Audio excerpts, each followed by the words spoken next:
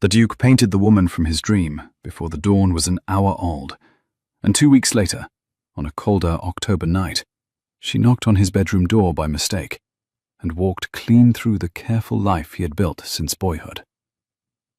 That is the story, in one breath. The slow telling of it begins on the night the dream came. Theodore Ashby, the 9th Duke of Renholm, woke in the great curtained bed at Renholm Park, with the face of an unknown woman pressed onto his mind the way a candle leaves a mark on a polished oak table. The fire had burned to copper coals. The clock on the mantel ticked with its usual patient cough. Outside, an owl asked a question of the moonlight and got no answer. None of that had woken him. The face had. A woman he had never met, drawn in his sleep with such steady precision that he could count the small dark mole at the hinge of her jaw, the very pale scar above one eyebrow, the chip in her front tooth that showed only when she almost smiled. He pressed his palms to his cold eyes. The face remained. It refused to blur the way dream faces blur. It waited at the inside of his eyelids with patient courtesy. Theodore, who had been told since the age of 12 that he was the most disciplined young man in 3 counties, did the only sensible thing he could think to do at 4 in the morning. He got out of bed, pulled on his banyan, walked barefoot through the cold gallery to the small upstairs painting room at the north end of the house, and he began to draw her in oils before she could leave him. He worked, as he later remembered it, in a stillness that did not feel like working. He worked by the light of 2 beeswax candles and the slow rose of dawn through the east window. He had been a private painter since boyhood, the kind of habit that gentlemen of his rank were permitted to keep and were never expected to show. His mother, who had taught him, used to say that painting was a form of remembering you had not yet earned. He thought of her often when he mixed colors. He thought of her now. The face came onto the canvas with an obedience he had never known in his hand before. The hair was the color of wet oak after rain. The eyes were gray, with a green ring round the pupil. There was a small scar above one eyebrow, very pale, the kind a child gets falling from a low wall. Her mouth was set in the steady, considering way of a person who has been listening to someone tell a long story and has decided not to interrupt. The room smelt of linseed and turpentine and the dry warmth of beeswax. The brushes lay in their tin in their old order, fattest at the back, sable at the front, each cleaned the night before in a small pewter jar of warm water. He had laid them as his mother had taught him, on a folded square of unbleached linen, and he had not, since he was 13, laid them otherwise. He chose the smallest of the sables for the green ring of the eye. He chose a worn, flat brush, with the bristles split at one corner from a too-hot day in August for the hair. He mixed the grey of the iris on a chip of slate, and held the chip against the candle, and watched the colour cool as the wax warmed. He found, when he came to the eyebrow, that his hand would not tremble. He had expected it to tremble. It did not. The scar took him 3 small, sure strokes. He sat back and looked at what he had done, and felt, in the bones of his wrists, the particular calm of a man who has been set a task he was made for and did not know it. Outside, the first thrush of the morning began to argue with itself in the holly by the south wall. The kitchen chimney sent up a thin, grey ribbon of smoke. The dawn moved 1 inch further into the painting room. Theodore did not lift his head.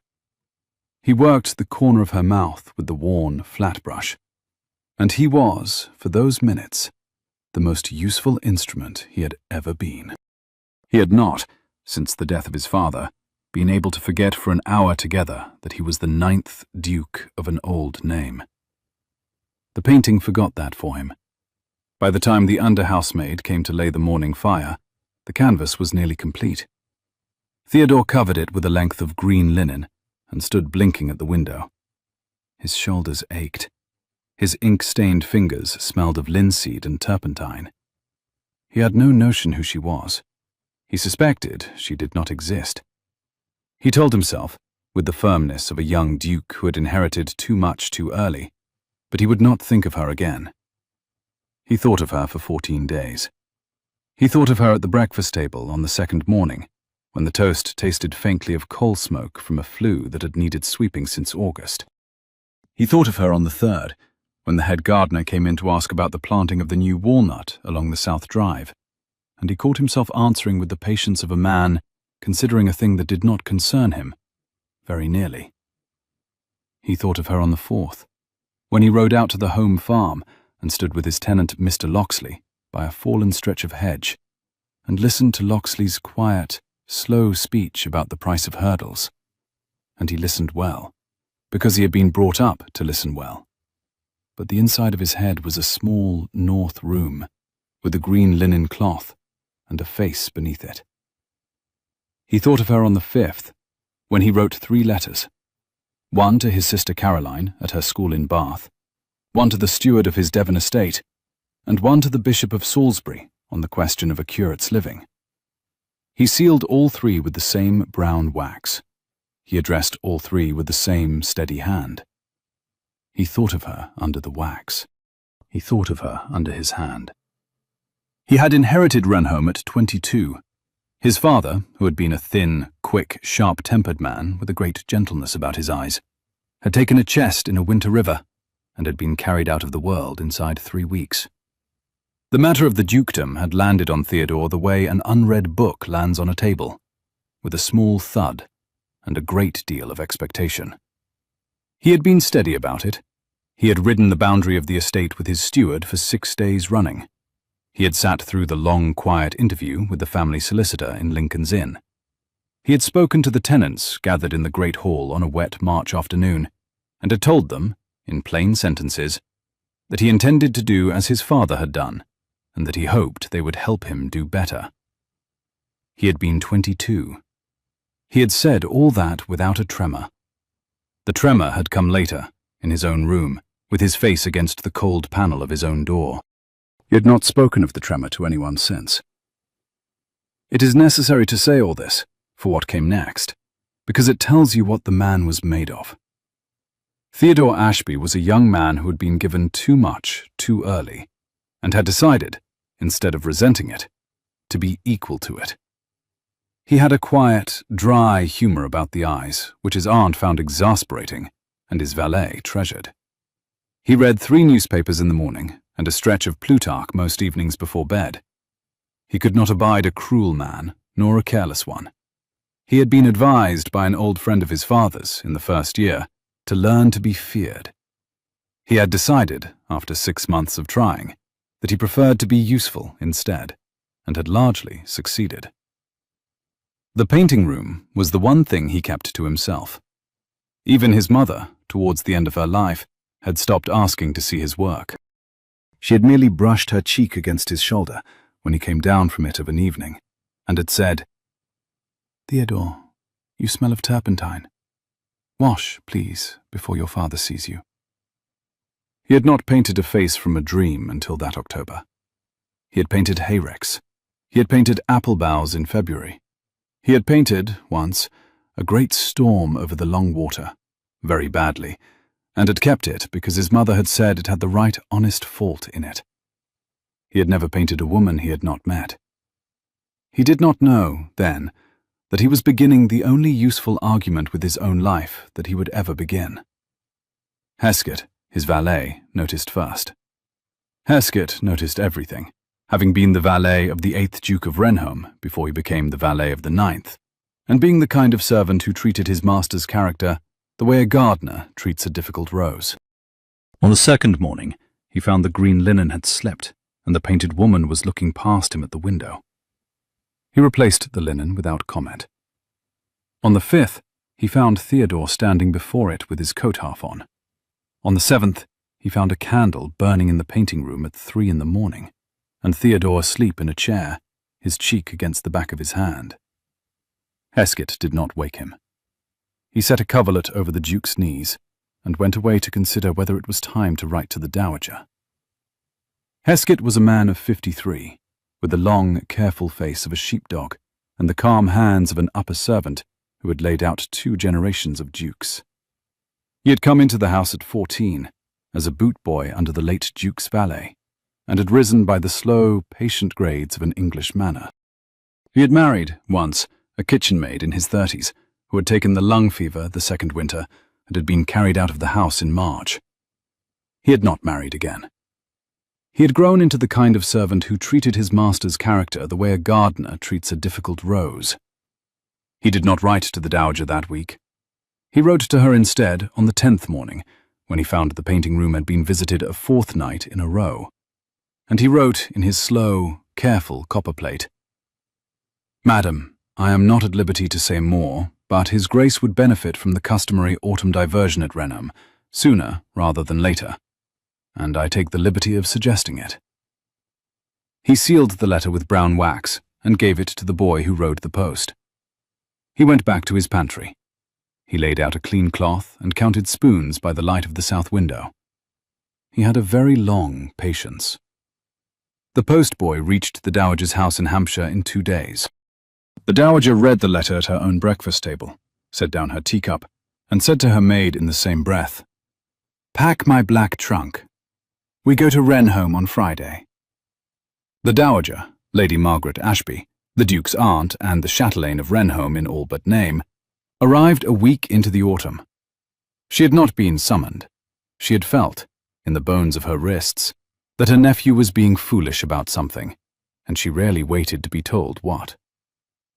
She came with 2 carriages, 3 trunks, and a list of unmarried women whose mothers had begged her to bring them to her nephew's notice. She intended to host a small country gathering before Michaelmas. She intended, after that, to settle the Duke's future the way one settles an accounting book, line by line, signed. "I cannot like the look of you, Theodore," she said, putting her gloves down on the breakfast table with the precision of a woman setting a chess piece. "You sleep too little and you read too much. Have you taken up melancholy?" "I have not," he said. He swallowed a mouthful of tea. "I have been painting." "Painting what?" "Light, mostly." "You painted light when you were 14, my dear, and even then you were better at hayricks. Do not patronize me." "Who is the woman?" He met her eye over the rim of the cup. The Dowager had the face of a fine, intelligent hawk, and she was as fond of him as she was capable of being fond of anyone. He had loved her since he was a boy of 4, crying in the orchard for a mother who would not come down. He owed her a great deal, and a great deal of his sleep. "There is no woman, Aunt Margaret." "Then there ought to be. I have invited 11 of them." He set the cup down too quickly. The saucer rang. 11. With their mothers, of course, and a chaperone or 2. The Hertfords, the Penbridges, Miss Cosway and her sister, the Lady Susanna, Miss Greaves of Lyme, who is musical, and Miss Briar, who is, I am told, surprising. Surprising in what way? The Dowager smiled, the way she smiled at a hand of cards she meant to win. "I do not yet know. Her uncle is the Reverend Briar of Pulley, who has catalogued every fossil on the south coast, and married a Frenchwoman in 1798, which was foolish of him, but produced, by all accounts, a clever niece. I am told she draws. I am told she rides. I am told she made an old man weep at supper last Easter by speaking 3 sentences of perfect Italian to a Genoese sailor who had washed up at Lyme. She is 26. She is not a beauty in the showy way, but I am told she is very well looking, and I do not bring fools to your house." Theodore took a slow breath. The painted face on the upstairs canvas had a small scar above the eyebrow, and grey eyes ringed in green. He had told himself, 3 mornings running, that the woman did not exist. He had become, in 3 mornings, quite sure of this. He found his aunt watching him. "Send the invitations," he said. "They were sent on Tuesday." He laughed before he could stop himself. It came out drier than he had meant. "Then I dare say I had better learn the names." "That, my dear, is what I came to teach you." The 3 days between the Dowager's arrival and the gathering were full of the small, useful chaos that fills a country house preparing for guests. The under-housemaids beat the long curtains in the south drawing room until the bright dust rose in slow columns through the cold morning air. The head housemaid, Mrs. Combe, walked the bedrooms with her ring of keys and a list, and put fresh linen on 26 beds, and laid sprigs of dried lavender in the warming pans. The kitchen, under the steady command of Mrs. Pike, ordered up 2 crates of oranges from Bristol and 3 brace of pheasant from the Homewood. Mr. Beasley, the butler, brought up 6 bottles of claret from the lower cellar and held them up to the light at his pantry window before he set them down on the cold slate. Heskett brushed the Duke's coats. The undergrooms washed down the 2 best carriages and polished the brass on the gate of the south yard.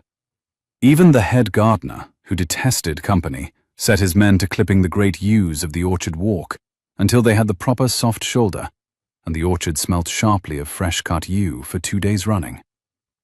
Theodore walked through his own house in this hum the way a man walks through a stream in summer, half present, half elsewhere, dry from the waist up and cool beneath.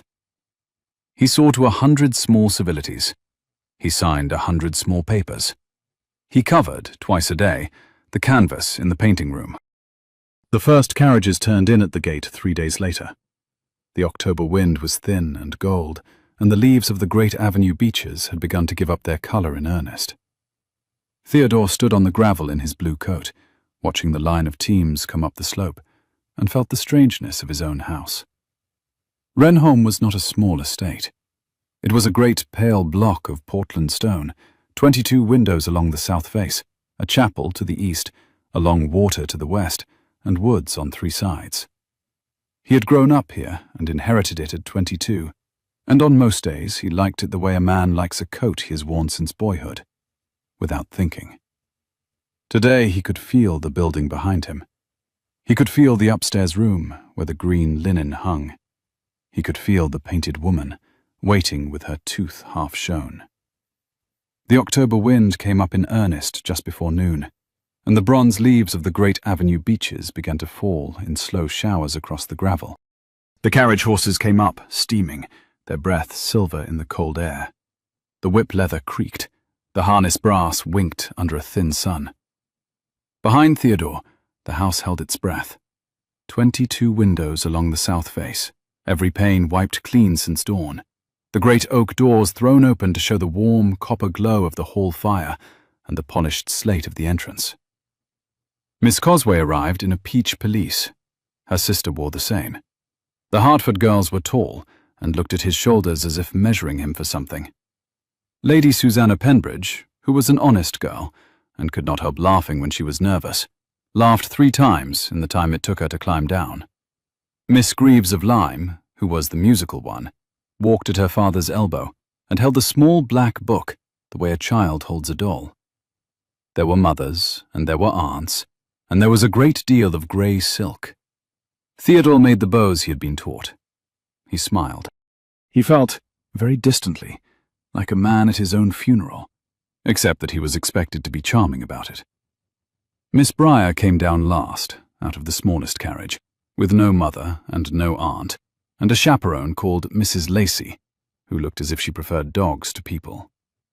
Miss Briar wore a travelling cloak the colour of moss, and the hood was down. Her hair was pinned up tightly for the road. She lifted her face to the house, and Theodore, who had been counting beech leaves to keep his expression in order, forgot, briefly, how to breathe. She had a small dark mole at the hinge of her jaw. He could see, from where he stood, that her front tooth was very faintly chipped. He could not, from this distance, see the green ring round the grey of her eye. He did not need to. He knew it was there. He had painted it on Tuesday. "Your Grace," said Mrs. Lacey, stepping out and offering a perfectly correct curtsy. "May I present Miss Eliza Briar of Pulley Vicarage?" He bowed. His hands were steady. His voice came out without trembling. "Miss Briar, you are very welcome to Wrenholme." She curtsied and said, "Thank you, Your Grace. The avenue is uncommonly fine. I counted the trees from the lodge and made it 96. 97, he said, before he knew he was going to say it. She looked up. The grey-green eyes met his. She did not flinch, and she did not flutter. She tilted her head very slightly, the way a person does who has been told something that does not quite fit and is too well-mannered to ask. "Then I shall have to count again at breakfast, if it does not put me out of countenance with my hostess." "My aunt will count with you," he said. "She enjoys disputing me." "That I can well believe." She smiled. The chipped tooth showed. He had to look away and across the lawn at a starling that was not there. The wind moved the bronze leaves in the avenue behind them. A footman came up with her small valise. The gravel crunched under his boots. Somewhere in the kitchen yard a copper kettle clanged. Mrs. Lacey's nostrils flared faintly at the cold. Eliza turned her face to the house and counted the windows on the south face with her grey eyes, very steadily, and Theodore knew, without watching her count, that she had made it 22 and was already filing the number away. There is a moment, in such gatherings, when a hostess has to choose where to put her chosen pieces. The dowager had chosen. She placed Eliza Breyer at the far end of the long drawing room, beside an east window with a view of the lawn, where the light at 4 o'clock fell with a generosity that was wasted on the other young women, but seemed, the dowager noted with a small, private displeasure, to land very kindly on a parson's niece in a moss-green gown. She placed Miss Cosway and Lady Susanna on the deep settee by the great fireplace, where the firelight would catch their jewellery. She placed the Hertford girls by the pianoforte. She seated the chaperones and the mothers at strategic angles. She set Mr. Hertford in the armchair nearest the brandy. She conducted the room the way a coachman handles a pair of greys. Theodore moved through the company as he had been taught. He spoke to Miss Cosway of her journey from town. He spoke to Lady Susanna of her father's health. He spoke to the Hertford girls about a horse he did not own. He bowed over Mrs. Lacey's gloved hand and asked her, very gravely, whether the chaperonage of Miss Breyer had given her cause to regret undertaking the journey. Mrs. Lacey, a grey-haired widow of 50, with the wrists of a woman who had spent her youth in a parish kitchen, looked at him steadily and said only, "It has given me no cause whatever to regret it, Your Grace. Miss Breyer is, in all respects, a person of credit to her uncle." She did not smile. She did not need to. Her plain, square face had a way of giving its yeses with no music, and they were the more reliable for it. Theodore inclined his head and moved on. He held back in the whole of the first afternoon and spoke no more than the courtesies of the room to Eliza Breyer. Once, twice, 3 times, his eye crossed her at the east window, and was caught and held for a beat too long, and was let go. He refused himself the small permission, when he passed her chair, to let his hand touch the back of it. He drank his tea. He listened with patience to Mr. Hertford's anecdote of the prince. He went, when the company broke up at the dressing bell, to his own dressing room, and stood at the long window, looking down on the dusk gravel and the bare avenue, and the canvas above him in the painting room, and felt the shape of his own life shifting around him, like the slow turning of a great ship at anchor. The first 3 days of the gathering passed the way such days do. They walked the long water. They were shown the picture gallery. He did not take them to the painting room. They played cards in the evenings. They were a great deal entertained at supper by Mr. Hertford, who could tell an anecdote of the late Prince Regent and bring it home without offence. Miss Greaves played the pianoforte. Miss Cosway and her sister sang a duet that began as Italian and confessed, by the second verse, that it was English. Lady Susanna laughed and was kind. The Hertford girls were polite and considered him at length. There were small physical pleasures in those evenings. The warm crackle of the great hall fire under the dry beech logs, the smell of beeswax on the long oak table, the faint, sharp tang of orange peel as the footman passed bowls of candied rind with the port. The candlelight fell on silk and silver, and on the polished wood of the floor, where the dancers, after supper, paced a slow country measure, with their slippers whispering on the parquet. The dogs of the household, 2 long-bodied spaniels and an old wire-haired terrier, slept across the hearthrug in a heap of warm fur and twitching paws. The dowager presided. Heskett, at the side table, polished a single glass with a linen cloth and kept his eye on the Duke. Miss Briar said very little. She listened.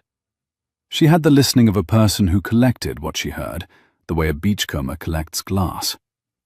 When she did speak, she spoke briefly, and one had the sense of a long shoreline behind the brief speech. On the second night, when Miss Greaves had played a complicated Italian air and looked round for praise, Miss Briar said, "That was the second of Chimarosa's, was it not? I have only heard it played as written. You added a hesitation in the third bar. I liked it." Miss Greaves, who had been steeling herself for the usual compliments, blushed almost to her hair. "You play?" she asked. "A little. I compose when I can be private. Not for company." Theodore, halfway across the room with a tray of sherry, set the tray down on the wrong table. His aunt was watching him. He took her arm at the end of the night, when the guests had gone up by candle, and said in a low voice that the painted picture had not been a coincidence, and he begged her to keep it private.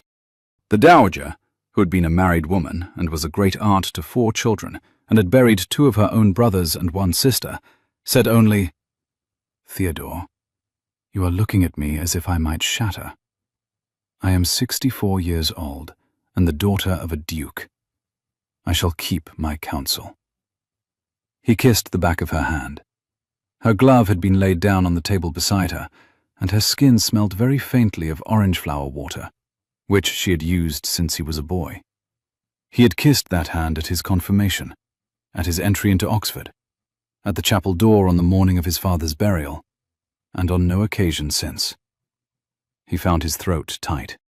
"But my dear," she added very softly, "you must be sensible. She is the niece of a country parson. Her dowry is not large. You have a duty to the name, and I have invited you 11 women on its account. I cannot pretend this is convenient." "I have not asked you to pretend anything." "Then you have not yet asked, and I am giving you fair warning." The fire in the great hall had burned to copper coals. Heskett was waiting at the foot of the south stairs with a small candle, as he had waited for the Duke's father at the foot of this same stair for 30 years before. He did not speak. He inclined his head.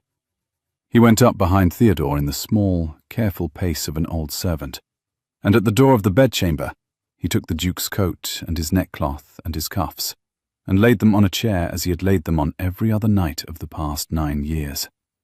And he set down the candle on the side table, and he wished his master a quiet good night. He went up to bed at 1 in the morning. He did not visit the painting room. He could not bear that night to face the canvas. He lay on his back and looked at the underside of his own bed curtains, and tried very hard to remember the face of every woman he had met since he was 20, in some order, and could not. He could remember Eliza Briar's voice, however, with humiliating clarity, saying 96 trees. Sleep for Theodore that night was a country he could not enter. He lay on his back in the great curtained bed, and watched the faint sway of the bed curtains in the draught from the east window.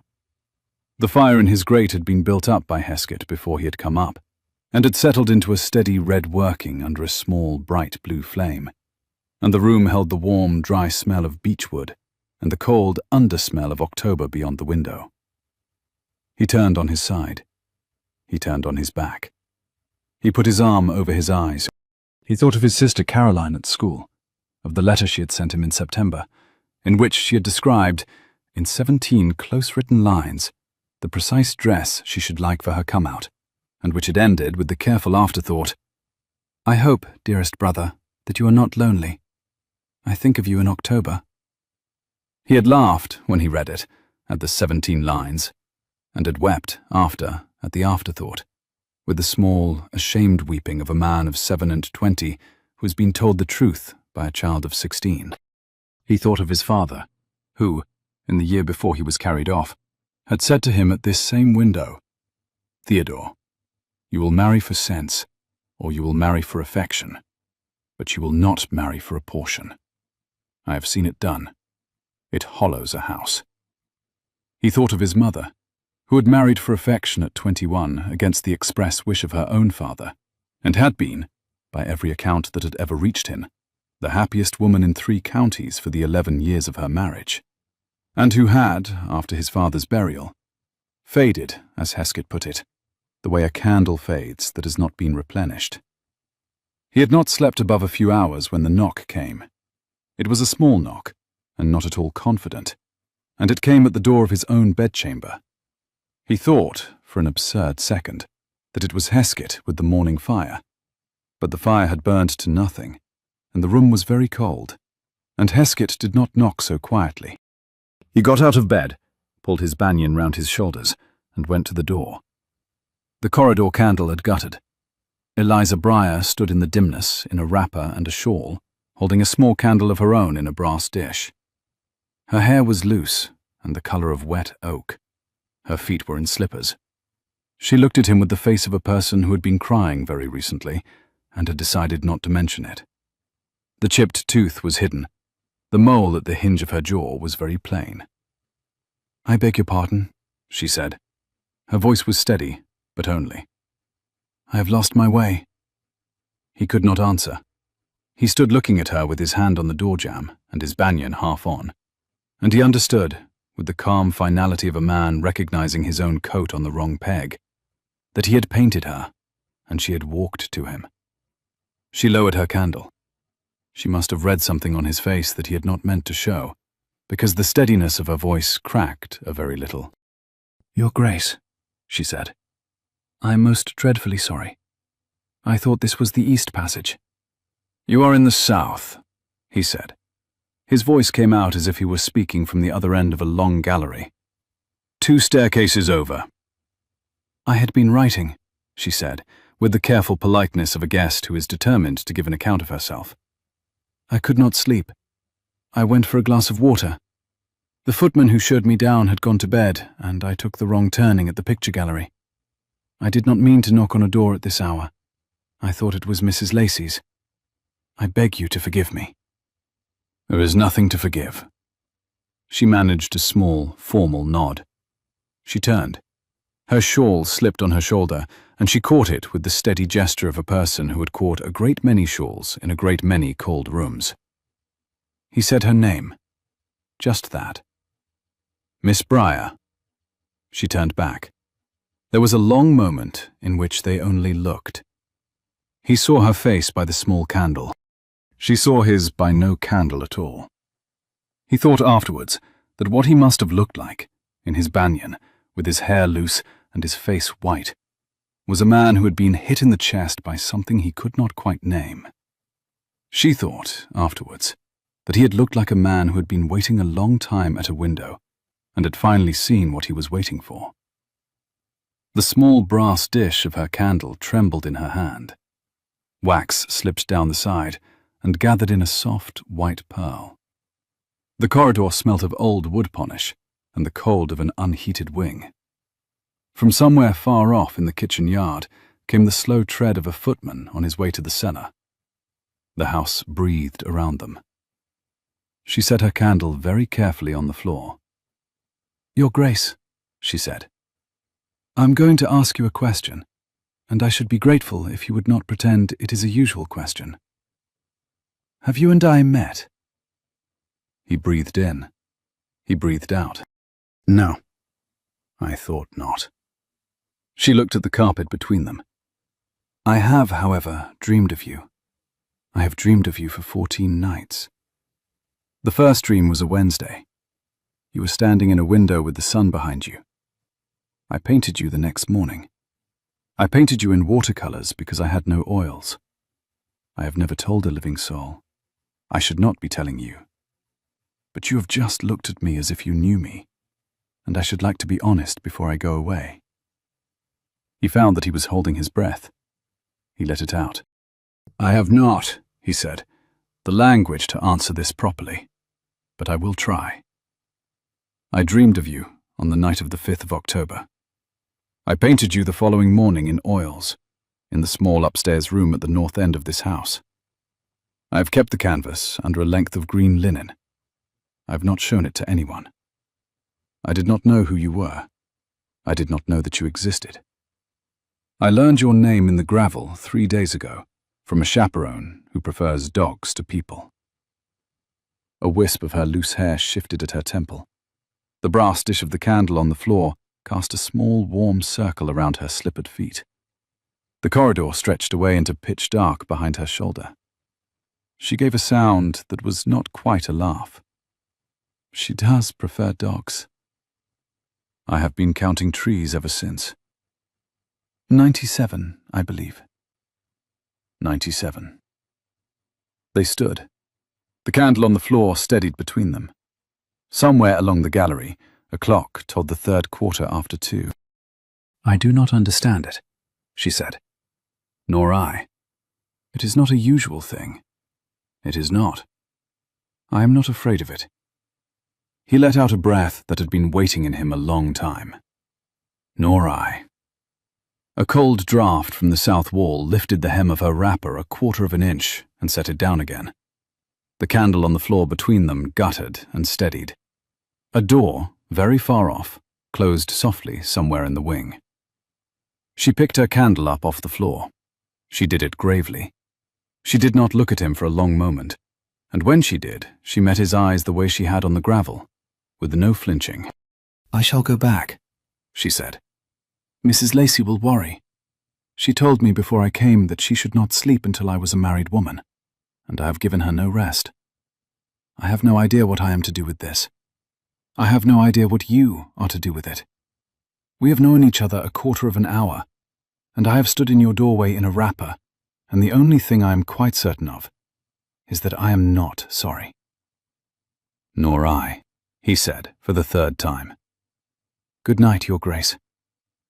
"Theodore," he said, "if you would, tonight, in the corridor. Theodore." She considered this. She had a way of considering that gave her face the gravity of a portrait. "Theodore," she said. "Good night." She turned and walked along the corridor with her candle held very level, and she did not look back. Theodore stood in his doorway until the small light of her had turned the corner. Then he went back into his cold room and sat on the edge of his bed in his banyan, and laughed once, very quietly, and pressed the heel of his hand against his eyes, the way a man does when he has been struck by good fortune and is not yet sure what it will cost. He did not sleep. He watched the dawn come up grey over the long water. He watched a heron stand in the shallow at the south end as if it had been asked to be there. He thought, with absurd irrelevance, that he must remember to ask her if she had ever painted a heron. He thought, with no irrelevance at all, that he had been a duke for 7 years, and had never until this hour properly known what he was for. A grey dawn came up beyond the long water. The kitchen chimney sent up its thin ribbon of smoke. The first scullery maid clattered her pails in the cold yard. The under-housemaid lit fires in the breakfast room and the small parlour, and laid the long table with fresh linen and the heavy plate, and the smell of fresh coffee and warm bread came up the south staircase. She came down to breakfast at 9:30, very neatly dressed, her hair done with the modest competence of a young woman who had no maid to fuss over her, and she sat at the far end of the table and ate her eggs as if she had slept without incident. Theodore, who had been schooled to be civil at all times, found himself civil to everyone but her. To her he was only formal. He could not bear to risk anything. The dowager watched both of them and ate her toast with both hands. "Miss Briar," said the dowager, in the unhurried voice that had ended marriages and started two. "I am told you draw." "A little, Mum." "Have you brought any work?" "A few sketches, Mum, and a small folio of miniature portraits." "Miniatures?"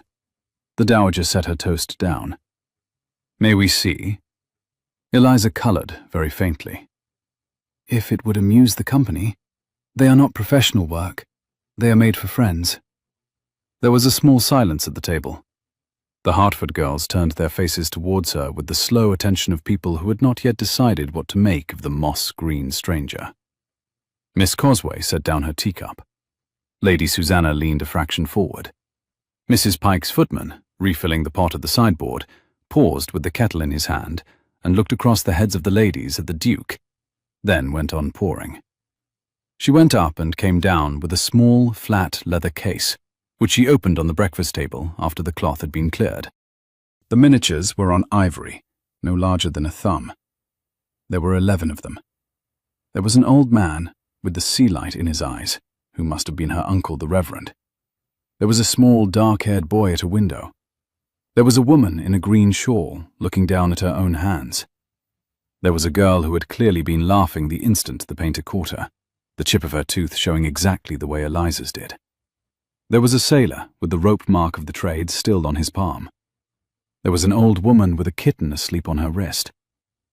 The work was, by any measure, very fine. The faces breathed. The Hertford girls bent over them and were silent. Miss Greaves of Lyme picked up the boy in the window and said, after a long moment, "Goodness." Theodore, who had been keeping a careful distance, came to the edge of the table. "You have a remarkable hand, Miss Briar," he said. "I have not seen better work outside Cosway's studio." "Mr. Cosway was kind enough to teach me 3 summers in Bath, when his health permitted," she said, very evenly. "He gave me the ivory I work on. I am not at liberty to show his correspondence." The dowager raised her eyes from a miniature of a small grey dog, and looked at her nephew the way she had looked at him when he was 8 and had broken the orangery glass. Her look said, "This is the surprising niece, and you knew nothing about her until last night." Her look also said, "Be careful, Theodore." Her look added, almost reluctantly, "And yet." He did not stay in the breakfast room. He passed, on his way through the long gallery, the small inner door of the dowager's own sitting room, which had been opened a hand's breadth by a careless undermaid, and not closed. He did not mean to look. He looked. He saw, by chance, his aunt seated alone at her writing desk by the south window. The small leather case of Eliza's miniatures lay open on the desk before her. She held in her steady grip one of the 11 miniatures, the one of the woman in the green shawl, looking down at her own hands, lifted to catch the light. The dowager was not aware that anyone could see her. Her habitual ramrod posture had softened. She had taken her spectacles from the case at her elbow and put them on, which she never did before company. The light came in over her shoulder and lit the silver hair at her temple. He watched her, in the absolute silence of the corridor, turn the small painted ivory in her hand once and twice, and a third time, slowly, the way one turns a thing whose value has surprised one. He watched her set the miniature down at last on the green leather, very gently. He watched her sit a moment longer, with her hand flat over the case as if shielding it, and her face turned to the window, and her mouth not quite firm. She made no sound. She wept no tear. She did only sit. He held his own breath. He moved on, past the door before she could become aware of him, and he went down the south stairs with the small, useful knowledge of a man who had just been shown something he was not meant to see. He did not at the time understand what it would do to him. He understood only that his aunt, for one private minute over a stranger's miniature, had not been the chatelaine of Renholm, nor the daughter of a duke. She had been some woman remembering some other woman, in a shawl, in some other house.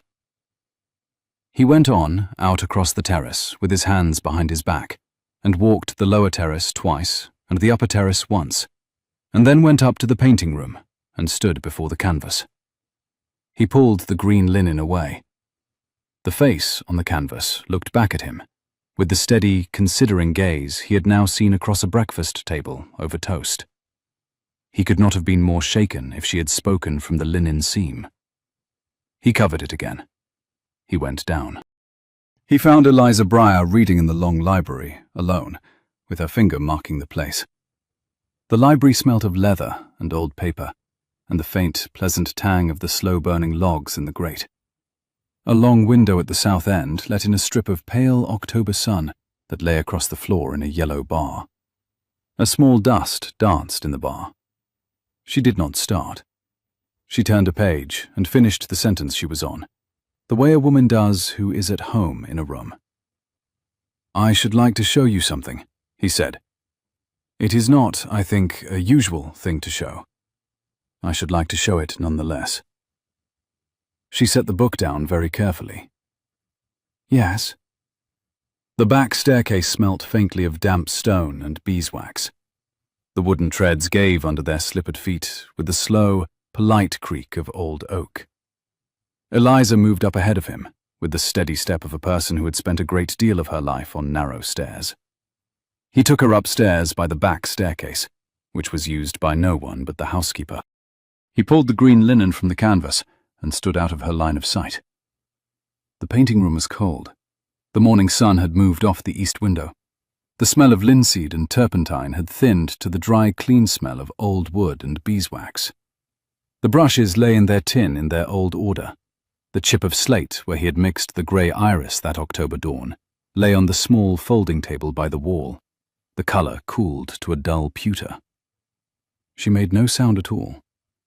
She walked round the canvas. She walked back. She stood for a long time at the place from which the eye of the painted woman looked out. She put one hand to her own jaw, very lightly, at the place of the mole. "You painted my chipped tooth," she said. "I painted it the morning after the 5th of October. I had the colour of your hair wrong. I had it the colour of wet oak in the rain. I see now it is darker at the temple than I made it. It is wet oak in the rain in the autumn. In the summer it is fairer. I shall make a note." She gave a soft, broken laugh, and then she did not laugh. She kept her hand at her jaw. "Theodore," she said, and that name in the painting room sounded utterly different from the name in the corridor. "I painted you in watercolour. I have it in my smaller case, beneath my hairpins. I will show you when we go down. We are not mad. I refuse to be mad. We are something else. I cannot name what we are, and I will not pretend, before I am 26, to understand my own bones. I have not been pretending to understand mine for a fortnight. Two of us, then. Two not pretending." She turned to face him. The light from the small north window of the painting room fell across her cheek and lit the green ring of her iris. The faint scar above her eyebrow was very pale. He could smell, at this nearness, the lavender water she used, and the cold of the back staircase still clinging to her cloak. "My uncle taught me, when I was 13, that there are facts in the world for which we have not yet earned the words. He would say, 'Do not be frightened by what you cannot name. Be courteous to it. Look long. Make notes.' Your uncle is a sensible man." "He is the most sensible person in the south of England." "I should like to meet him." "He should like to meet you. He does not approve of dukes on general principle. He may be persuaded in the particular."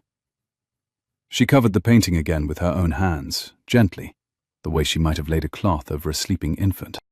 She turned and went down the stairs ahead of him without a word, and at the foot of the stairs she went one way and he went another, and at the door of the long library she looked back over her shoulder and said only, "Tonight, after supper, the orchard. If your aunt asks, tell her you are showing me the russets." "There are no russets in my orchard." "Then we are both lying. I shall meet you there." The dowager did not ask. The dowager watched. At supper she put Eliza at the far end of the table, beside an elderly cousin from Wiltshire who was deaf in one ear, and she put Miss Cosway and Miss Greaves at her nephew's right and left, and she conducted the conversation with the steady authority of a coachman keeping 6 horses to the road. Theodore did everything that was required of him. He talked of the harvest. He laughed at Mr. Hartford's anecdote of the prince. He praised Miss Greaves's playing. He did not look at Eliza Briar, and Eliza Briar did not look at him. And twice in the course of the meal his aunt's eyes found his with the particular calmness that meant she had decided to fight him. The dinner ran very long. The fire in the great hearth threw a steady warm light onto the polished oak of the table and onto the cool silver of the cutlery. Mrs. Pike sent up a brace of partridge in a claret sauce, a saddle of mutton, a dish of forced asparagus, 3 sorts of jelly, a pyramid of small white pears, and a Stilton cheese laid out on a vine leaf. The conversation went steadily under the dowager's hand. Theodore answered when he was spoken to. Eliza answered when she was spoken to. They did not speak to each other. After supper, he went to the orchard. The night was cold, with the small, clean smell of frost not quite arrived. The grass along the terrace gave faintly underfoot. A fox barked once in the lower wood and went silent. Theodore could hear the slow lap of the long water against the stone of the bathing step. He could hear his own pulse at his ear. The moon was 3 nights from full and laid a silver track across the lawn. The orchard lay south of the kitchen garden, behind the yew walk, where the ground sloped down toward the long water. It was full of old apple trees that the head gardener insisted were the same trees that had stood there in his grandfather's time. The October moon was 3 nights from full, and the leaves were thick under his boots. Eliza was there before him, in a dark cloak, her hood up against the dew.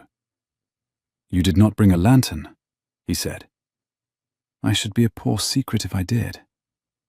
He took her hand. It was cold. He set it inside his coat against his own ribs to warm it, and she did not pull away. They stood under an apple tree that had been there for 60 years. "I cannot offer you anything in form before I have spoken to my uncle," she said.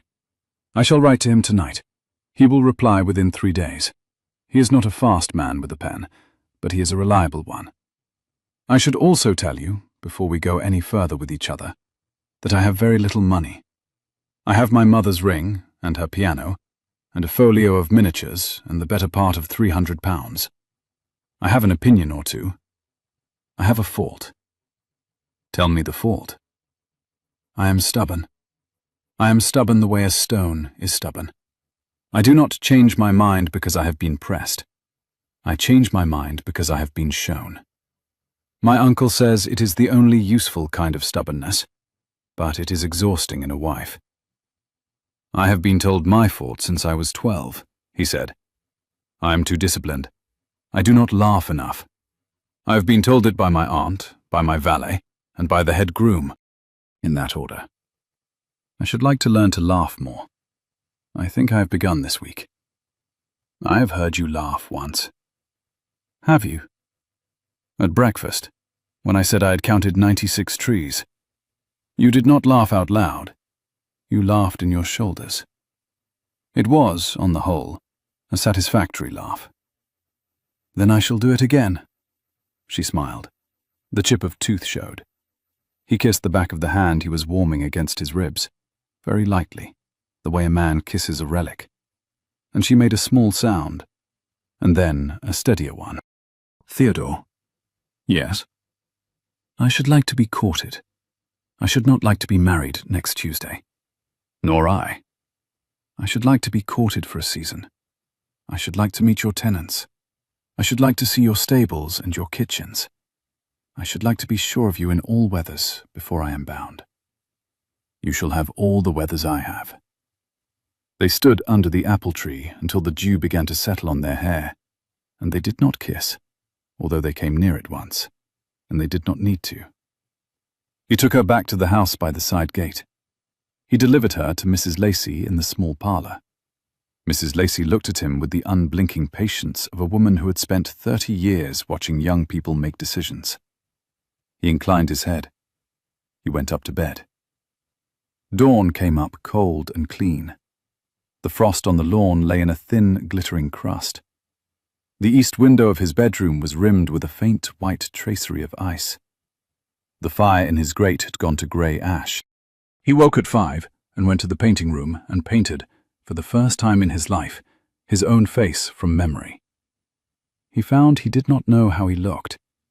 He found, after some time, that he had painted a man with rather more humour about the eyes than he had ever thought he had. He set the canvas beside the canvas of Eliza. He covered them both with the green linen. He went down to breakfast. The dowager was up before him. She was sitting in the small breakfast room with the post in 2 neat piles in front of her. The fire was very high. Theodore knew before he sat down that there was going to be a fight. "Theodore," she said, "sit, please. I shall be brief." He sat.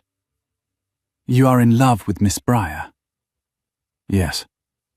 "You have decided you are going to court her?" "Yes." "You have not spoken to me about it." "I am speaking to you now." She poured him his coffee. She set the pot down with great precision. "I have, as you know, the deepest affection for you. I have stood as a mother to you since you were 4. I am asking, before I say anything more, that you remember the position from which I speak. I am not your enemy. I am the woman who taught you to ride your first pony, and I am the woman who held your hand at your father's interment, and I am the woman who sat with you the winter you had the lung fever, and would have been carried off if Heskett and I had not taken it in shifts. I remember. Good. Now, listen to me. Miss Briar is a very fine young woman. She is gifted. She is well bred on her father's side and not poorly bred on her mother's, and she has the cleverness of a person who has read more than she has been allowed to say. I do not despise her. I have spent 4 mornings observing her and 3 evenings speaking with her, and I find her, in herself, remarkable. I should be delighted to know her as a friend in this house. But you are the 9th Duke of Renham.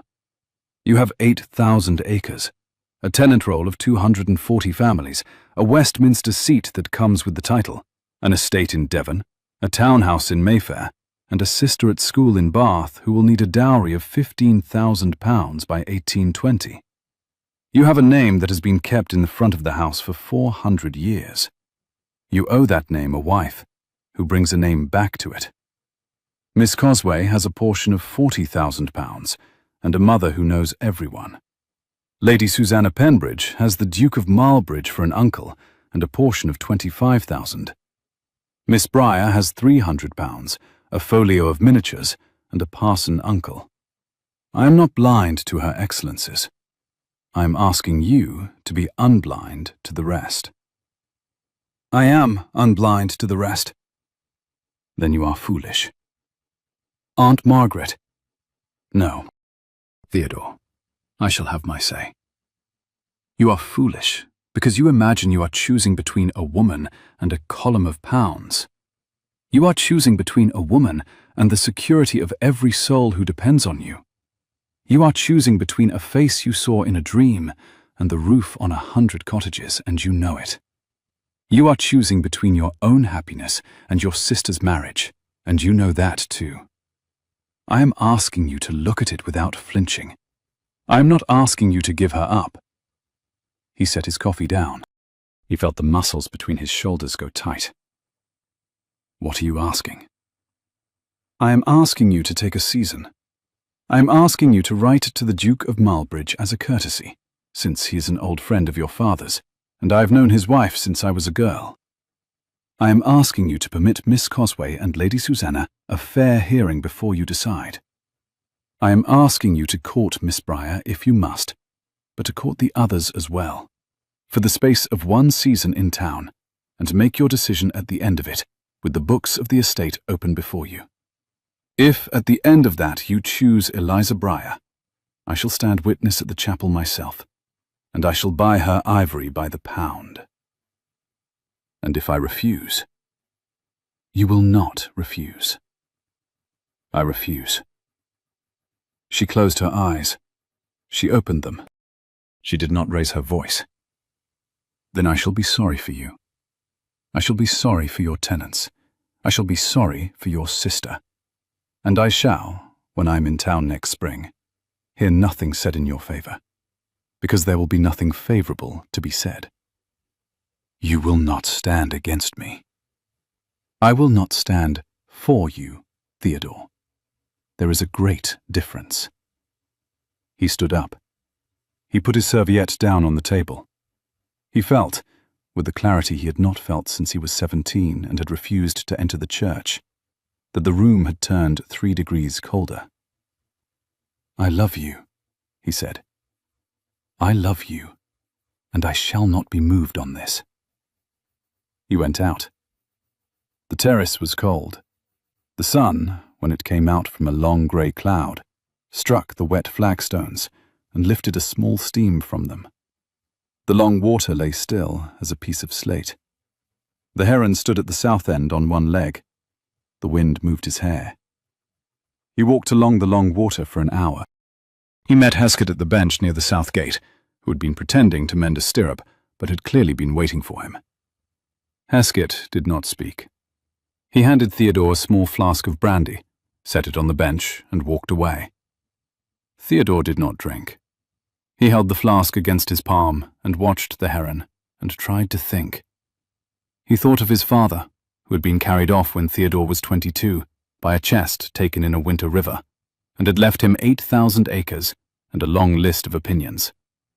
He thought of his mother, who had taught him to mix colours, and had followed her husband out of the world before Theodore was 25.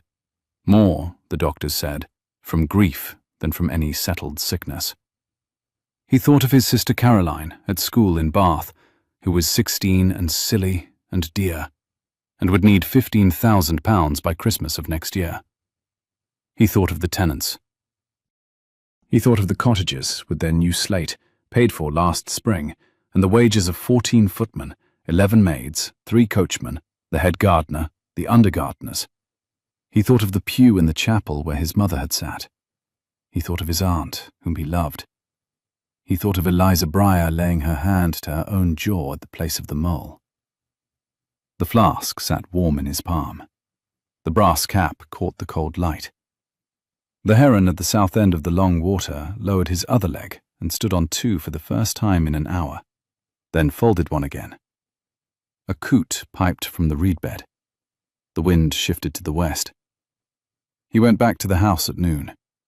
He spent the afternoon with the estate books. He did not see her until dinner. At dinner, she was placed once more at the far end of the table, between the deaf cousin and a curate. She gave no sign. The dowager was in her usual chair at his left. Miss Cosway was at his right. He was pleasant to Miss Cosway. He found, with relief that surprised him, that she was a kind girl, and not at all a foolish one, and that he liked her very much, and would never be in love with her.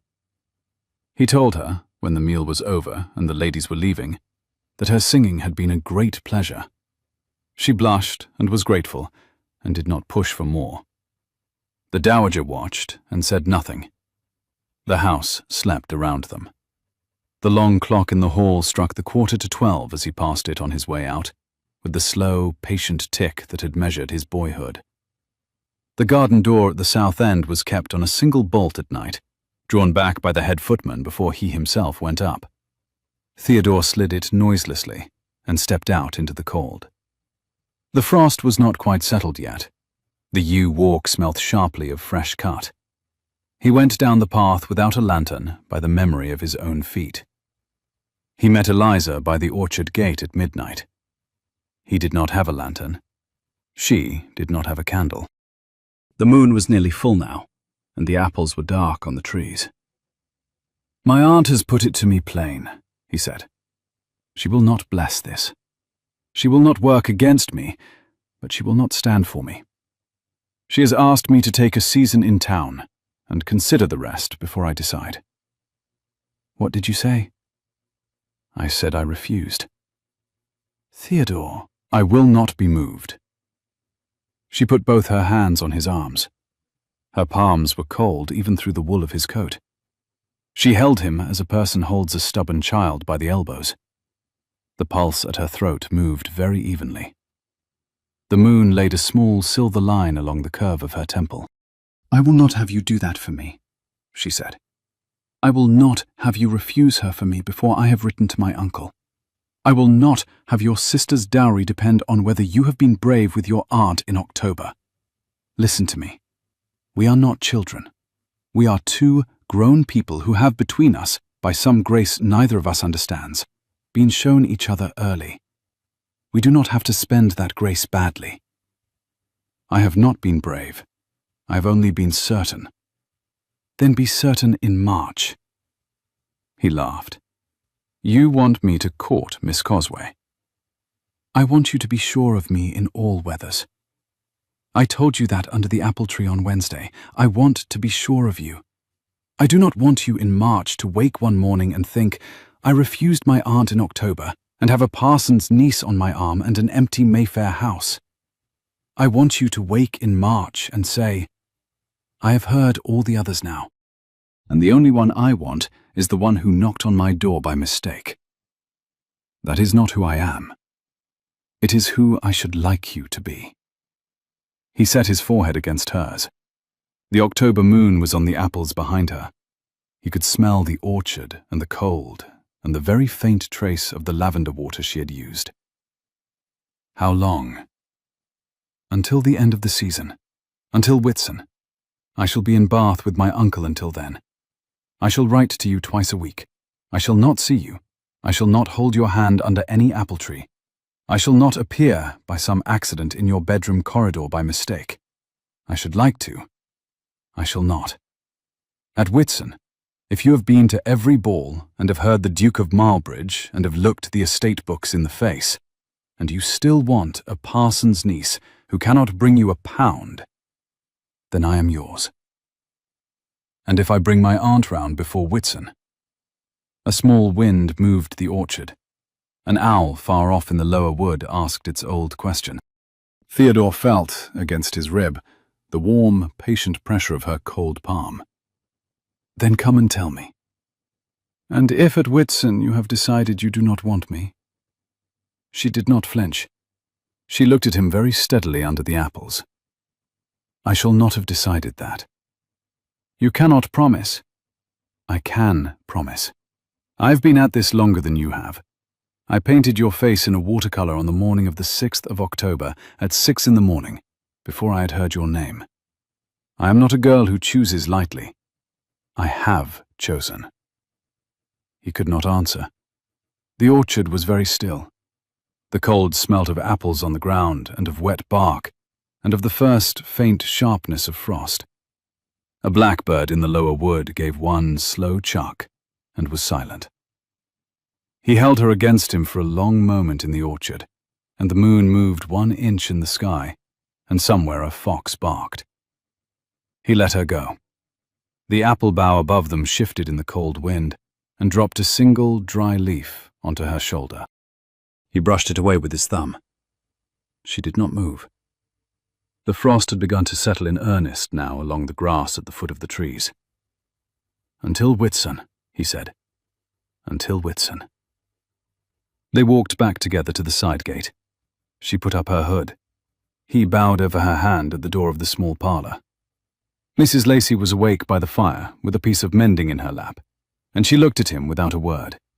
And he looked at her with the look of a man who has decided to spend a winter mastering himself. Mrs. Lacey nodded once. She approved, she did not approve. She would keep her mistress safe. She went back to her mending. A grey October morning broke very cold over the gravel. The grooms brought round the small chaise. The breath of the horses rose in clouds against the dark line of the avenue beeches. The underfootman carried down the trunks. Heskett, in a clean black coat, stood at the foot of the south steps with his hands clasped behind his back. Eliza left Wren home at 8 the next morning, with the smallest of the trunks and the most modest of the cloaks. Theodore watched from the south steps until the carriage turned out of the avenue at the lodge. The dowager stood at his shoulder. He did not look at her. "You will not regret this, Theodore," she said. "I shall not say so again, but I shall say so once." "You may say so as often as you like, Aunt Margaret. It will not change me." "I do not wish to change you. I wish to keep you whole." He turned at last and met her eyes. She did not flinch. She was the woman who had held his hand at his father's interment. "I know," he said. "Then come in. Your breakfast is cold." The autumn closed in. The other guests went home in 2s and 3s. Wrenhome emptied. The long water turned grey, and then the colour of pewter, and then, by St. Andrew's Day, the colour of slate. The wind came up from the east on the first morning of November. It came hard and cold across the long water, and rattled the shutters of the south face, and shook the last bronze leaves down off the beeches in the great avenue. Theodore stood at his bedroom window and watched the leaves come down. The smell of wood smoke rose from the kitchen chimney. The smell of cold stone rose from the gravel. The smell of wet leather rose from his own boots, which he had not yet put on.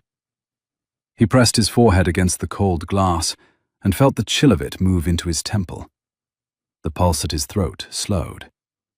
He missed her with the sharp, particular ache of a wound that has not yet decided whether to heal cleanly or to leave a scar. He missed her in his hands first, the way a man misses a brush he has set down in another room. He missed her at his shoulder. He missed her in the small, chipped tooth he had painted in oil in the upstairs room.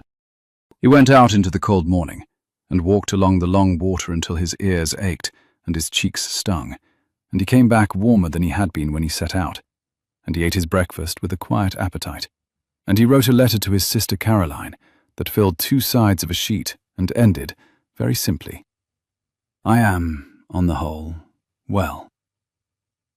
November came slow and cold over the long water.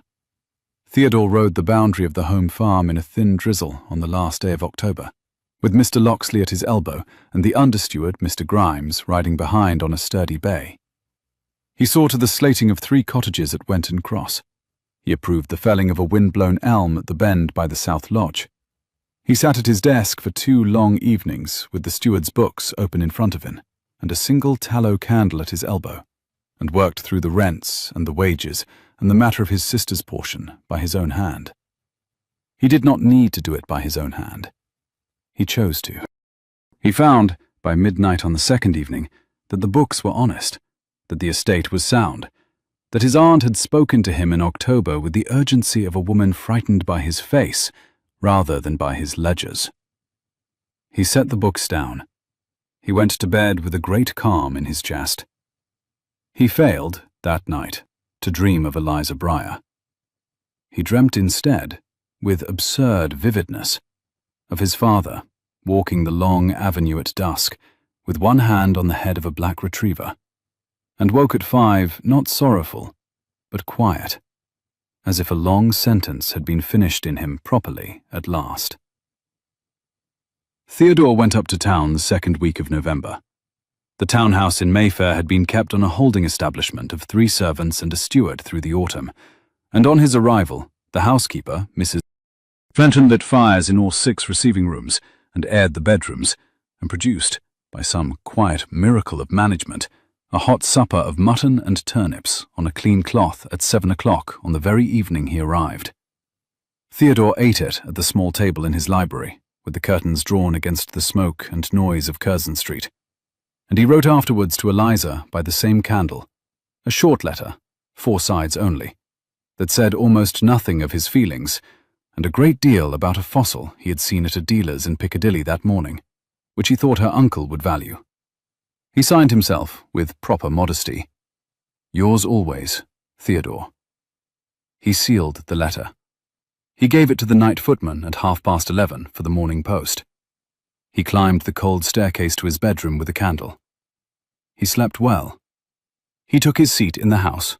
He attended the dinners. He danced with Miss Cosway twice, and with Lady Susanna twice, and with the Hertford girls once each, and he was polite to all of them, and a friend to several. And he was not in love with any of them, and they were all of them too well bred to pretend otherwise. The ballrooms of that winter ran together in his memory afterward as one long room. The cold tile of an entrance hall, the warm smell of beeswax and powder, the slow press of silk against silk on the staircase, the bright twang of a violin tuning, the small dry rasp of the master of ceremonies announcing arrivals. He felt at all of them the strange double consciousness of a man whose body was in one room and whose heart was in another. He bowed, he smiled. He led his partners through the slow figures of a quadrille with the same patient care he used in choosing a horse.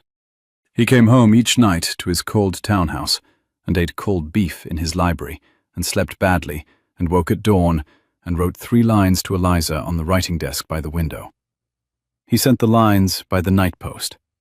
He kept, in the end, every one of his appointments. The streets of London that winter were thick with the smoke of sea coal and the rattle of the iron-tired drays on the cobbles.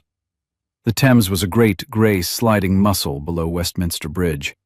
The squares of Mayfair smelt of damp stone and horse, and of the small wood smoke from the railed gardens where the lamplighters came out at 4 in the afternoon with their long brass poles, and the green twilight came up early. Theodore walked. He walked because he could not be still.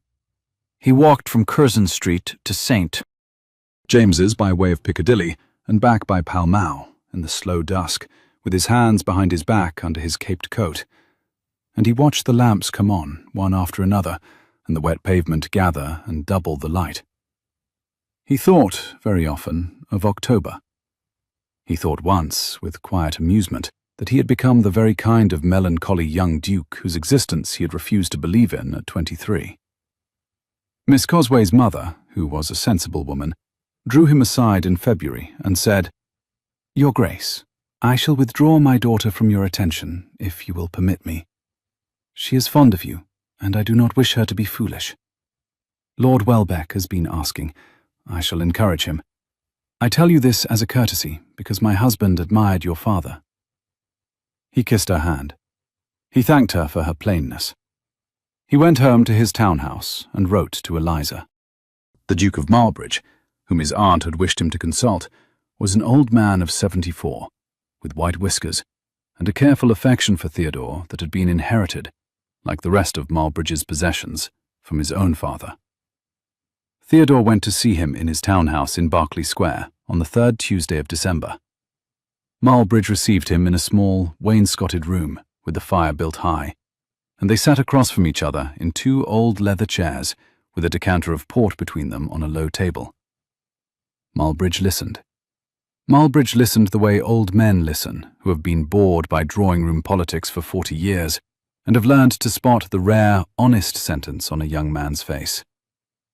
Theodore set out the case. He said the woman was a parson's niece. He said her portion was £300. He said she drew miniatures of an excellence he had not seen outside Cosway's studio, and that her uncle had catalogued half the fossils on the south coast, and that her chaperone, who was no flatterer, called her in private a person of credit. He said his aunt had asked him to consider the rest, and that he was considering it. He said he was in love. He said the word plainly, without theatre, the way another man might say, "I have a fever." Marlbridge nodded. He drank his port. He poured Theodore another glass. "You are very like your father, Theodore," he said at last. "He came to me in this room when he was 28, and he sat in that very chair, and he told me he was in love with a woman who had no money and a difficult sister and a great deal of opinion. I told him then what I shall tell you now. I shall not advise you against her. I shall advise you only this. A great estate is not yours, my boy. It is yours in trust. Your wife must be equal to that trust. If your Miss Briar is so, by your honest reckoning of her, then marry her with my blessing, and tell your aunt that an old man in Berkeley Square has set his hand to the choice. If she is not equal to it, then in 3 years, when the first hard winter comes and 100 families want bread, you will both be sorry. I do not think you are a fool. Decide as you would decide on the price of a hurdle, with your eyes open." Theodore did not speak for a moment. He thought of Eliza's hand laid against her own jaw at the place of the mole. He thought of her face above the miniatures on the breakfast tablecloth. "She is equal to it, sir." "Then there is nothing more to say. Bring her to me at Whitsun. I shall give her tea. I shall be insufferable to her for a quarter of an hour, to see what she is made of. After that I shall sign my name in your registry as a witness, and I shall settle a small thing on your second daughter, if it pleases God to send you a second daughter. Go home." Theodore went home. He spoke to his sister Caroline at the Christmas holidays. She had been sent up from Bath by the school under the chaperonage of a Mrs. Tuke, who fell asleep in the carriage at Maidenhead and woke only at Hyde Park Corner. Caroline, at 16, was a thin, tall girl with the family bones and a startling new dignity she had acquired in the course of one Bath winter. She had been told by the Dowager, in a private letter she did not yet know Theodore had read, that her brother was contemplating an unwise marriage. She had read the letter twice. She had folded it. She had said nothing. She had spent the carriage journey thinking. She walked into the library of the townhouse on the second day of Christmas, with her hands folded at her waist and her chin set, and she said, "Theodore, I should very much like to be told the truth, and I should rather you did not soften it. I am a sensible person." He had laughed at her, because he loved her, and he had then told her the truth, without softening it. He had told her of the dream, and the painting, and the corridor in October. He had told her of the bargain. He had told her of the Dowager's letter.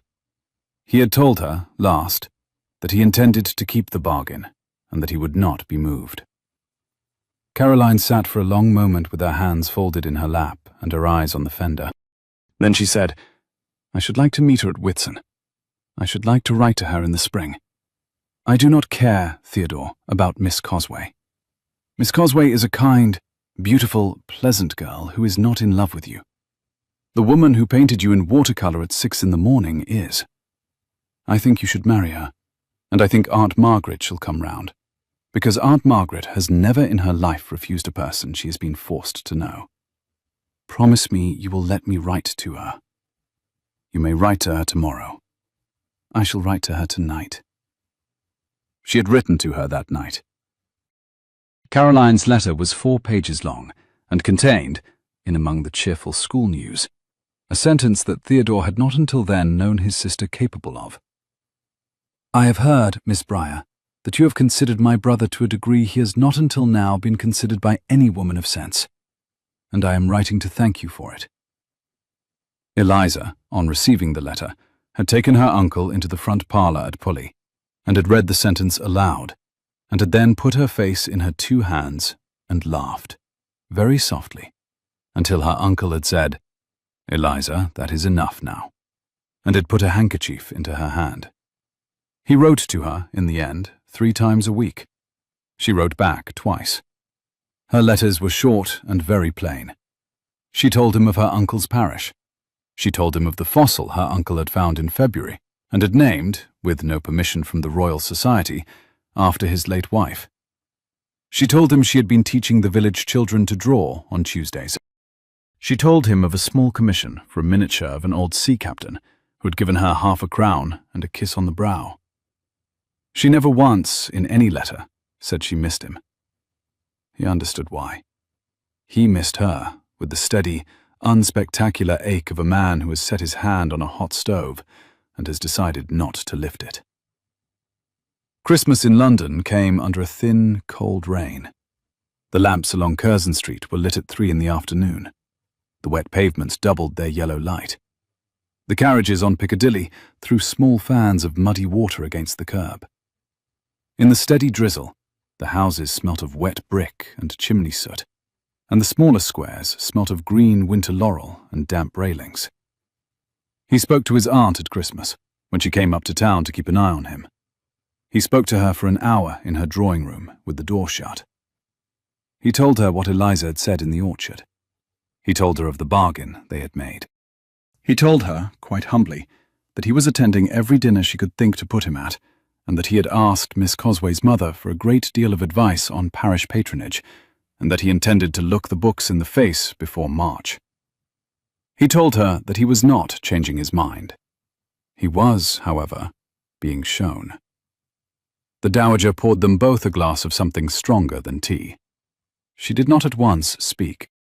"You are a strange young man, Theodore," she said at last. "I had thought you wedded to the form of the thing. I find you are wedded only to the substance of it. I cannot quite forgive Miss Briar for having seen this in you before I did. She has not asked to be forgiven. I know. That is what is unforgivable. I shall set about forgiving her in spring. I should like to meet her uncle the parson before I commit myself. You shall. And Theodore? Yes. I have, since you went away, looked at the books. I have written to your steward. I have looked at the slate on the cottages, and the wages on the books, and the rents, and the matter of your sister's portion. We are not in such straits as I implied in October. I implied them to frighten you. I should not have done. You did not deserve to be frightened. You have always frightened me, he said. I have grown by it. You shall stop growing by it now. He kissed the back of her gloved hand. The fire in the small grate behind her had burned to copper coals. The lamp on the side table threw a soft yellow circle over the tea tray. He went home. He sat by the fire and read Eliza's last letter again. He thought, with a great calm in his ribs, that the bargain had been the right one.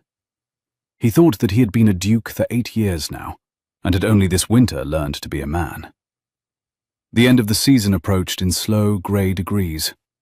February gave way to a bright, cold March that brought wind along the river and the first snowdrops to the small back garden of the townhouse. Theodore attended a final dinner at the Hertfords, a dance at the Penbridges, and a long, very dull breakfast at his aunt's, at which the Bishop of Salisbury was present, and at which Caroline, who had been brought up from Bath for the occasion, conducted herself with the grave attention of a girl who knew her brother was being looked at. The Dowager said little that morning in defence of any of the candidates Theodore had been examining. She had, instead, twice asked the bishop about the parish of Pulley, and once, very mildly, of the Reverend Briar's reputation in matters of antiquity, and had received from the bishop the kind of plain, kind answer which is, in such interviews, the loudest possible verdict. March came in mild and wet. The crocus came up in purple drifts in the railed gardens of the squares. The first lambs were dropped in the home fields at Renham. The Dowager went back to Hampshire. Caroline went back to Bath.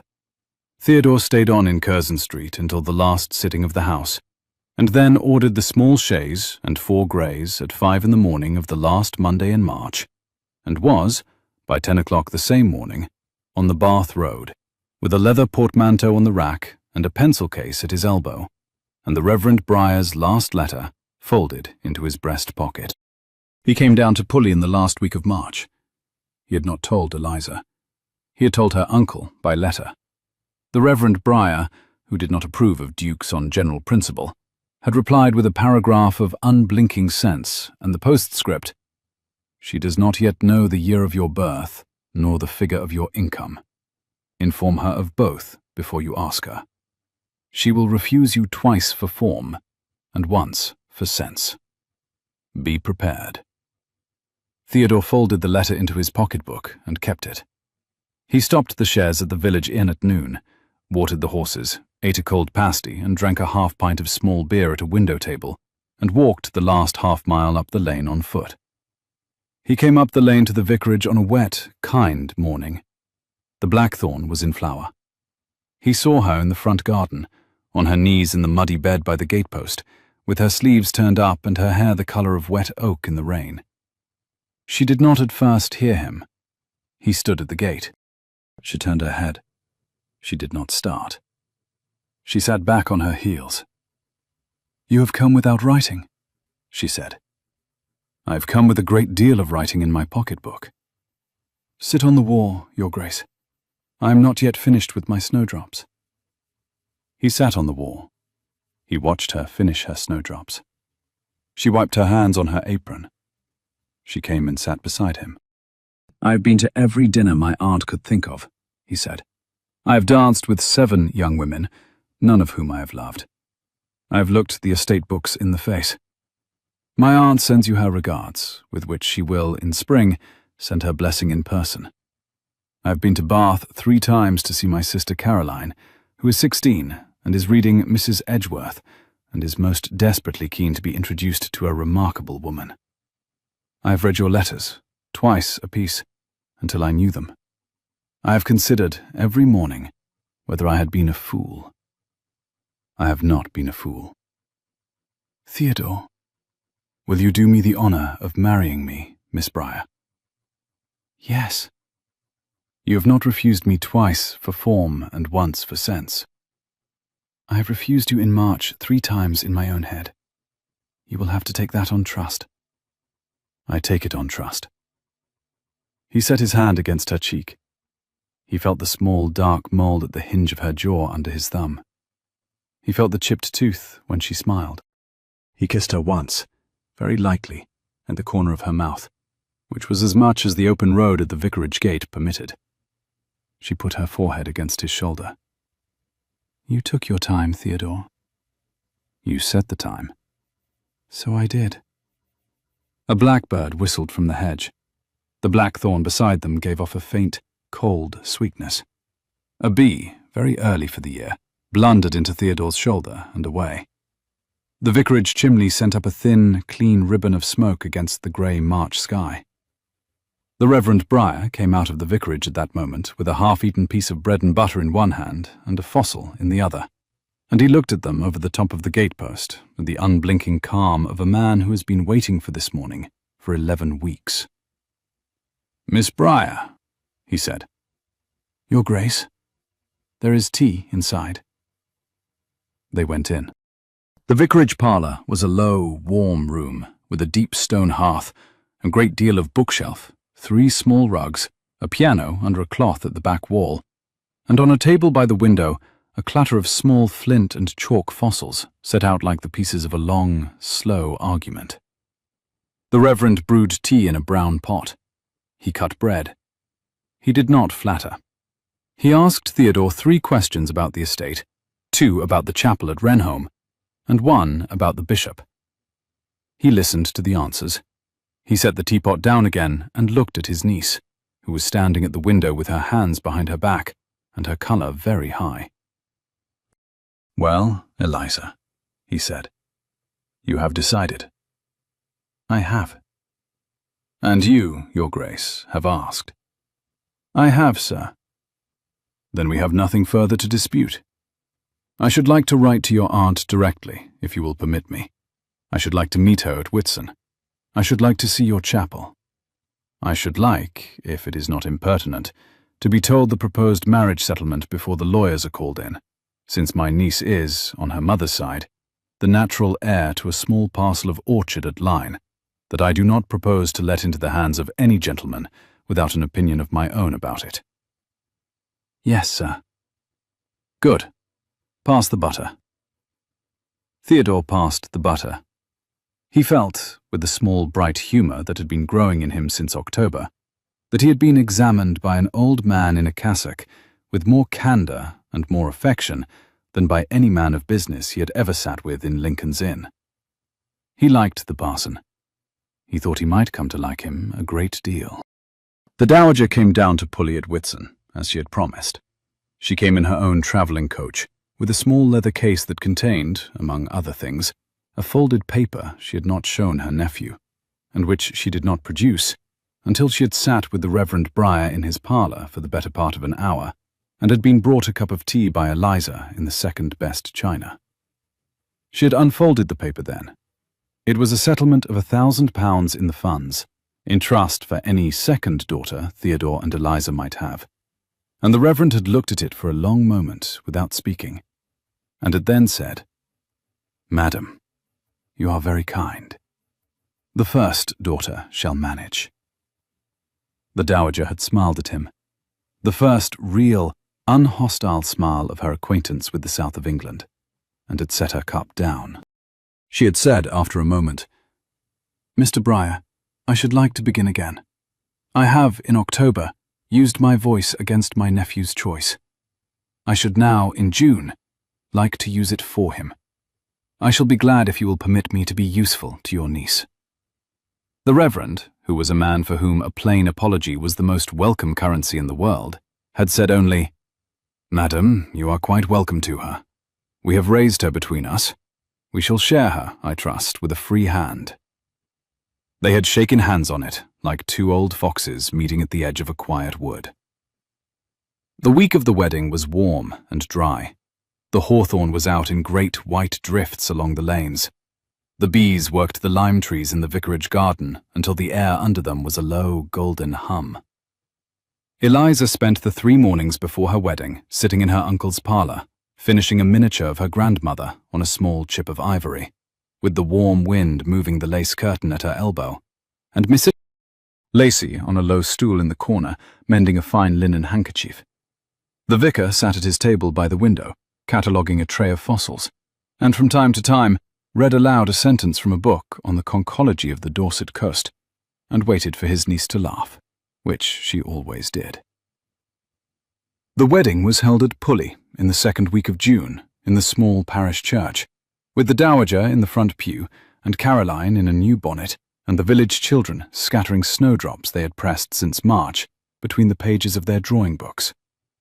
The church was small and old, with whitewashed walls and a single dark beam across the roof, and the morning light came in slanted and warm through the leaded panes of the east window.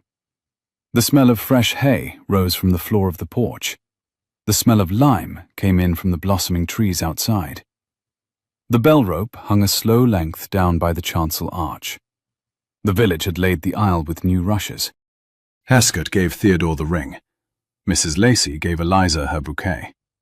The Reverend Briar married them with 3 sentences more than the book required, and a postscript he had clearly written himself. Theodore could not afterwards have repeated the postscript. He had been looking at the chipped tooth.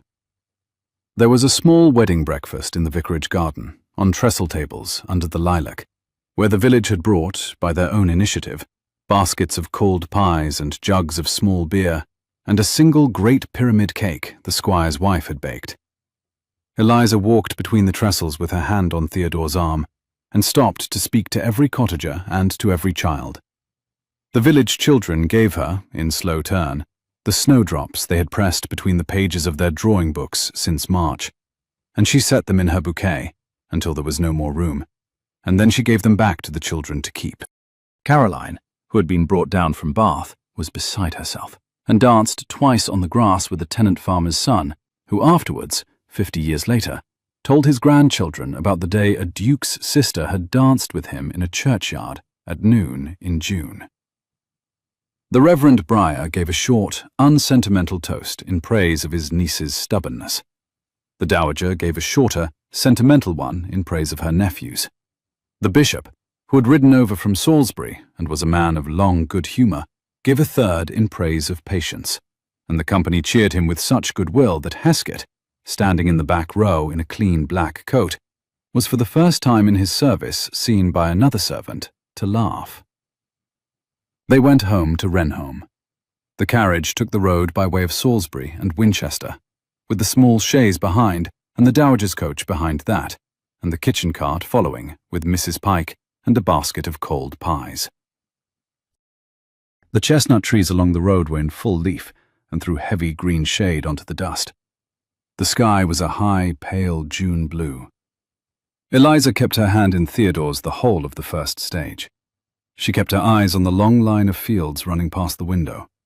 She told him, in the small voice of a woman saving a thought she had been keeping a long time, that she had thought, on the morning of the 6th of October, when she finished her watercolour, that she would never tell any soul about it. He pressed her hand and looked at her without speaking. The carriage rocked.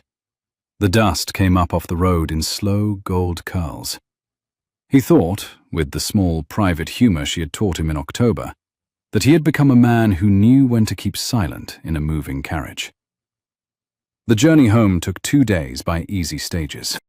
They slept the first night at a clean inn at Stockbridge, where the landlady, who had been told by her ostler that there was a duke in her small parlour, brought up with her own hands a hot pie and a pot of stewed apples and a jug of cream.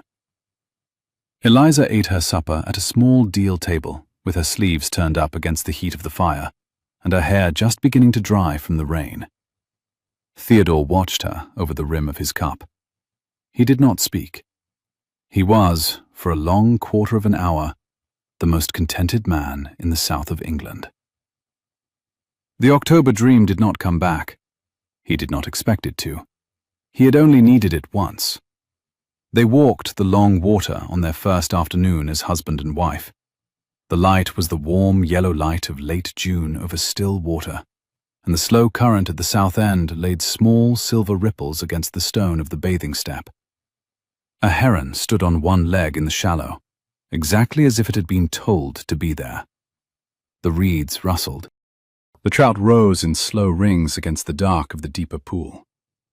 Eliza pulled off her glove and let her hand drift through the cold water, and laughed softly at her own coldness.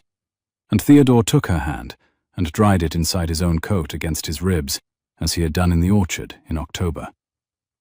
They sat by the heron and were quiet. They went up the back staircase to the painting room. He pulled the green linen away. She stood for a long time, and then she pulled the green linen away from her own canvas, the one she had carried from Pulley, wrapped in 2 woolen blankets, and they set them side by side. 2 faces in oil and watercolor, painted by 2 hands in 2 parishes on 2 mornings, looking at each other across nothing at all. "We shall keep them here," she said. "We shall keep them here. And one day, when we are very old, we shall show them to a granddaughter of ours, and we shall say, 'This is the night I knocked on your grandfather's door by mistake, and this is the morning he had painted me already.' And we shall tell her that there are facts in the world for which we have not yet earned the words." He laughed at her shoulder, in his shoulders, the way she had liked. "I have heard you laugh twice now," she said. "I shall do it again." She turned her face up to him. He kissed her properly, in the painting room, with both canvases watching. The fire in the small grate behind them crackled once and settled. Outside, in the great avenue of beeches that he had once counted to 97, the late spring wind moved through the leaves with a sound like a long, kind sentence ending well. They stood there a long time.